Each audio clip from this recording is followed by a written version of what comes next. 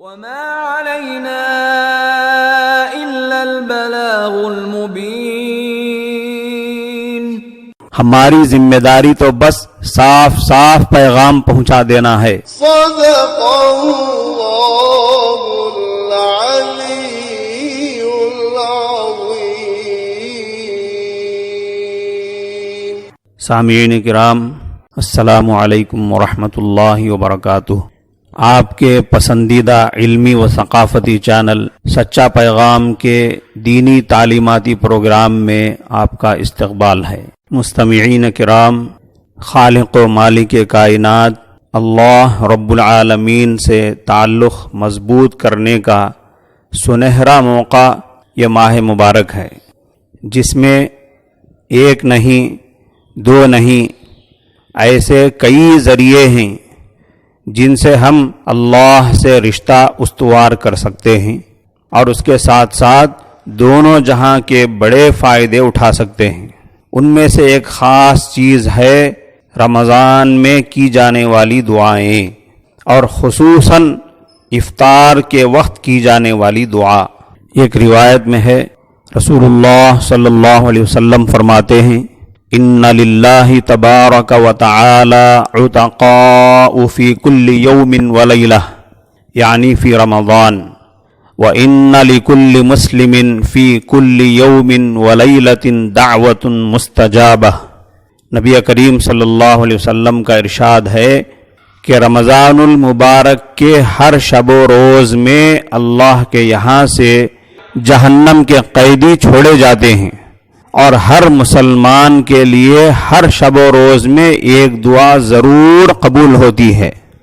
بہت سی روایتوں سے رمضان کی دعا کا خصوصیت سے قبول ہونا معلوم ہوتا ہے، اور یہ یقینی بات ہے کہ جب اللہ کا وعدہ ہے اور سچے رسول صلی اللہ علیہ وسلم کا نقل کیا ہوا ہے تو اس کے پورا ہونے میں کسی قسم کا کوئی شک و شبہ نہیں کیا جا سکتا. بہت سی روایتوں میں روزے دار کی دعا کا قبول ہونا وارد ہوا ہے. بعض روایتوں میں آتا ہے کہ افطار کے وقت کی دعا خصوصی طور پر قبول ہوتی ہے. چنانچہ رسول اللہ صلی اللہ علیہ وسلم ارشاد فرماتے ہیں، ثلاثۃ لا ترد دعوتهم الصائم حتى يفطر والامام العادل ودعوة المظلوم يرفعها الله فوق الغمام ويفتح لها ابواب السماء ويقول الرب وعزتی لانصرنک ولو بعد حین. 3 آدمیوں کی دعا رد نہیں ہوتی، ایک روزے دار کی افطار کے وقت، دوسرے عادل بادشاہ کی دعا، تیسرے مظلوم کی جس کو حق تعالی شانہ بادلوں سے اوپر اٹھا لیتے ہیں اور آسمان کے دروازے اس کے لیے کھول دیے جاتے ہیں، اور ارشاد ہوتا ہے کہ میں تیری ضرور مدد کروں گا، چاہے کسی مصلحت سے کچھ دیر ہو جائے لیکن ضرور قبول کروں گا اور مدد کروں گا. ایک روایت میں ہے کہ اللہ تبارک و تعالی رمضان میں عرش کے اٹھانے والے فرشتوں کو حکم فرما دیتے ہیں کہ اپنی اپنی عبادت چھوڑ دو اور روزے داروں کی دعا پر آمین کہا کرو. سامعین کرام، دعا ہم بندوں کے بندہ ہونے کا تقاضا ہے اور ہماری انتہائی ضرورت کی چیز ہے، جس سے ہم بہت غافل ہیں اور اس میں بڑی کوتاہی کے شکار ہیں. خصوصاً افطار کے وقت کی دعا کی بڑی اہمیت ہے قبولیت کے لحاظ سے. خاص طور پر آج کے پریشان کن حالات میں دعا غذا اور دوا سے بھی بڑی ضرورت بن گئی ہے، اور ادھر دعا قبول کرنے کا وعدہ بھی کیا جا رہا ہو تو پھر افطار کے وقت کی دعا کو گنوانا بڑی محرومی کی بات ہے. یہاں ایک دوسری بحث یہ ہے کہ ہماری دعائیں کیوں قبول نہیں ہوتی. یہ شکایت بہت عام ہے.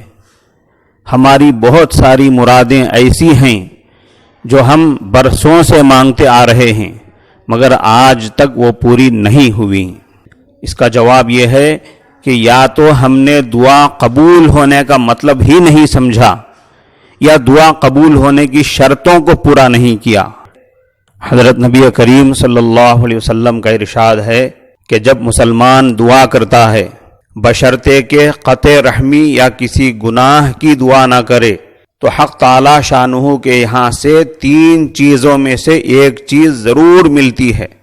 یا تو خود وہی چیز ملتی ہے جس کی دعا کی گئی تھی، یا اس کے بدلے کوئی برائی اور کوئی دوسری مصیبت اس سے ہٹا دی جاتی ہے، یا پھر آخرت میں اسی قدر ثواب اس کے حصے میں دیا جاتا ہے.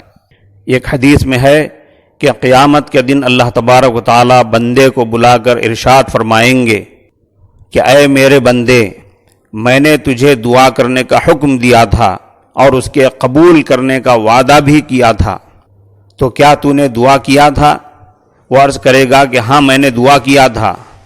اس پر ارشاد ہوگا کہ تو نے کوئی دعا ایسی نہیں کی جس کو میں نے قبول نہ کیا ہو.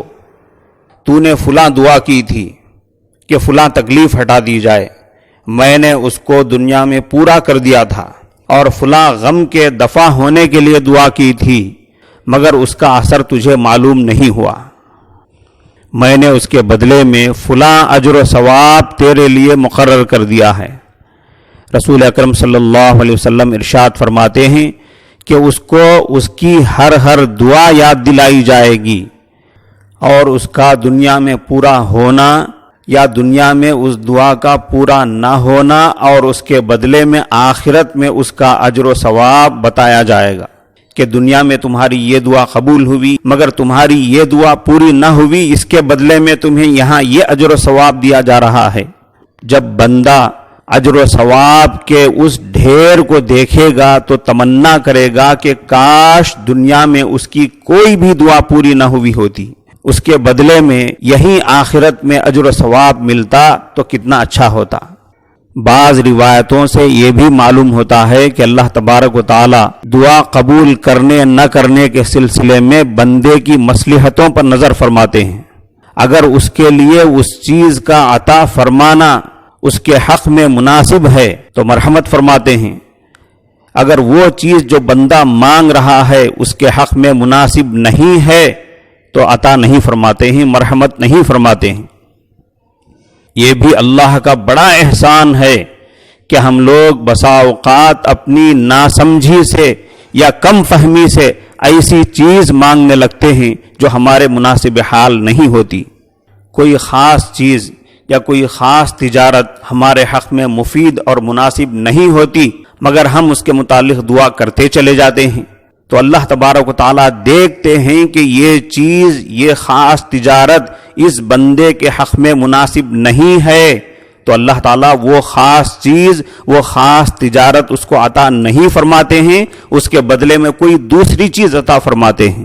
حضرت عمر رضی اللہ عنہ کی روایت ہے، وہ حضرت نبی کریم صلی اللہ علیہ وسلم سے نقل فرماتے ہیں کہ رمضان المبارک میں اللہ کو یاد کرنے والا شخص بخشایا ہوا ہے، اور اللہ سے مانگنے والا کبھی نامراد نہیں ہوتا. اس سے معلوم ہوا کہ اگر ہماری دعا پوری ہوتی ہوئی نظر نہ آئے تو اس سے مایوس اور نا امید نہیں ہونا چاہیے. سامعین کرام، پچھلی مجلس میں عرض کیا گیا تھا کہ اللہ والوں کے قصے بھی سنائے جائیں گے جنہوں نے رمضان کی صحیح قدر و قیمت کو جانا اور اس کی قدردانی کا حق ادا کیا. در منصور کی روایت کے مطابق حضرت عائشہ رضی اللہ عنہا فرماتی ہیں، جب رمضان آتا تھا تو نبی کریم صلی اللہ علیہ وسلم کا رنگ بدل جاتا تھا اور نماز میں اضافہ ہو جاتا تھا اور دعا میں بہت عاجزی فرماتے تھے اور خوف غالب ہو جاتا تھا. دوسری روایت میں ہے، حضرت عائشہ رضی اللہ عنہا فرماتی ہیں کہ رمضان کے ختم تک بستر پر تشریف نہیں لاتے تھے. شیخ الہند حضرت مولانا محمود حسن دیوبندی رحمۃ اللہ علیہ کی رمضان المبارک میں خاص حالت ہوتی تھی اور دن رات عبادت خداوندی کے سوا کوئی کام ہی نہ ہوتا. آپ اگرچہ خود حافظ نہ تھے لیکن نہایت شوق کے ساتھ حفاظ کرام سے تراویح اور تہجد کی نوافل میں ساری رات کلام پاک سنتے تھے. بعض تراویح میں آپ کا 6 اور 10 پارے سننے کا معمول بھی نقل کیا گیا ہے۔ ساری رات آپ کئی حفاظ سے کلام پاک سننے میں گزار دیتے۔ آپ کی تہجد کی نماز بڑی لمبی ہوتی، مسلسل کھڑے ہونے کی بنا پر آپ کے پاؤں پر ورم آ جاتا تھا تو خوش ہوتے تھے کہ سنت کی ادائیگی کی بھی سعادت حاصل ہو گئی، کیونکہ حضرت صلی اللہ علیہ وسلم کی تہجد کی نماز کی طوالت کا بھی یہی حال ہوتا تھا کہ آپ لمبی قرات کرتے تھے تہجد میں، جس کی بنا پر آپ کے پاؤں پر ورم آ جاتے تھے۔ سامعین کرام، روزے کے چند مسائل سماعت فرمائیں۔ حالت جنابت میں یعنی بڑی ناپاکی کی حالت میں سحری کھانے سے اور صبح صادق کے بعد غسل کرنے سے روزے میں کوئی فرق نہیں آتا ہے، روزے پر کوئی اثر نہیں پڑتا ہے۔ رمضان کی راتوں میں کسی کو جنابت کی حالت ہو جائے یعنی بڑی ناپاکی ہو جائے تو بہتر یہ ہے کہ سحری سے پہلے غسل کر کے فارغ ہو جائے، پاک ہو جائے۔ لیکن اگر کوئی حالت جنابت میں سحری کر لے اور پھر صبح صادق کے بعد غسل کرے تو اس سے روزے میں کوئی فرق نہیں آتا اور روزے پر کوئی اثر نہیں پڑتا۔ دوسرا مسئلہ، یہ تو معلوم ہے کہ احتلام سے روزہ نہیں ٹوٹتا، نیند میں بڑی ناپاکی کی حالت ہو جائے تو اس سے روزے پر کوئی فرق نہیں پڑتا، روزہ باقی رہتا ہے۔ لیکن اگر کسی نے جہالت سے، غلطی سے یہ سمجھ کر کہ احتلام کی وجہ سے، نیند کی حالت میں غسل واجب ہو جانے کی وجہ سے روزہ ٹوٹ جاتا ہے، کچھ کھا لیا پی لیا تو اس پر کفارہ نہیں، صرف قضا لازم ہے۔ ایک اور مسئلہ، یہ مسئلہ بھی معلوم ہے، مشہور ہے کہ اگر کسی نے روزے کو یاد رکھتے ہوئے جان بوجھ کر روزہ توڑ دیا تو اس پر قضا لازم ہے اور کفارہ بھی لازم ہے۔ لیکن اگر وہ روزہ توڑنے کے بعد پھر بیمار ہو گیا، یا عورت کا مسئلہ تھا، عورت نے ایسا کیا تھا، اس کو حیض آ گیا تو صرف قضا لازم ہوگی، کفارہ ساقط ہو جائے گا۔ سامعین کرام، سجدہ سہو کے چند مسائل سماعت فرمائیں۔ کچھ لوگ پہلی رکعت کے سجدوں کے بعد دوسری رکعت کے لیے اٹھنے سے پہلے، اسی طرح تیسری رکعت کے سجدوں کے بعد چوتھی رکعت کے لیے اٹھنے سے پہلے کچھ دیر بیٹھ کر اٹھتے ہیں، اس کو جلسہ استراحت کہا جاتا ہے۔ ایسا کرنے سے سجدہ سہو واجب نہیں ہوتا۔ سجدہ سہو کا ایک اور مسئلہ، اگر کسی نے رکوع یا سجدے میں یا قیام میں التحیات پڑھ لیا تو اس پر سجدہ سہو واجب نہیں۔ سجدہ سہو کا ایک اور مسئلہ، اگر کسی شخص کو نماز میں کسی واجب کی ادائیگی میں شک ہو گیا کہ وہ واجب ادا ہوا یا نہیں تو اس سے سجدہ سہو واجب نہیں ہوتا۔ لیکن اگر ظن غالب ہو یعنی زیادہ خیال اس بات کا آئے کہ واجب چھوٹ گیا ہے تو پھر سجدہ سہو واجب ہے۔ معزز سامعین کرام، جائزہ لینے کے تحت بڑی معذرت کے ساتھ ہم آپ سے یہ پوچھنا چاہتے ہیں کہ صحیح حدیث کے مطابق جب رات کے تیسرے حصے میں یعنی 3-4 بجے کے وقت اللہ تعالیٰ آسمان دنیا پر آتے ہیں اور آپ کی طرف متوجہ ہوتے ہیں تو آپ بھی اللہ کی طرف توجہ دیتے ہیں یا اللہ کی طرف سے منہ پھیر کر بستر کی طرف توجہ دیتے ہیں؟ کامنٹ باکس میں آپ اس کا جواب لکھیں۔ آخر میں ہم اپنے ملک کے علماء کرام اور دانشوروں کی اپیل یاد دلانا چاہتے ہیں کہ اس سال آپ کے پچھلے سالوں کے برخلاف آپ اس سال عید بالکل سادہ منائیں گے۔ اگر عید سے پہلے لاک ڈاؤن کھل بھی جائے تو بھی آپ احتیاط کریں گے اور عید سے پہلے آپ گھروں سے باہر نہیں نکلیں گے۔ یہ وائرس دنیا والوں کو تاریخ اور وقت بتا کر نہیں آیا تھا اور تاریخ اور وقت بتا کر نہیں جائے گا، اس لیے جہاں تک ہو سکے ہمیں احتیاط کرنی چاہیے اور اپنے گھروں میں رہنا چاہیے۔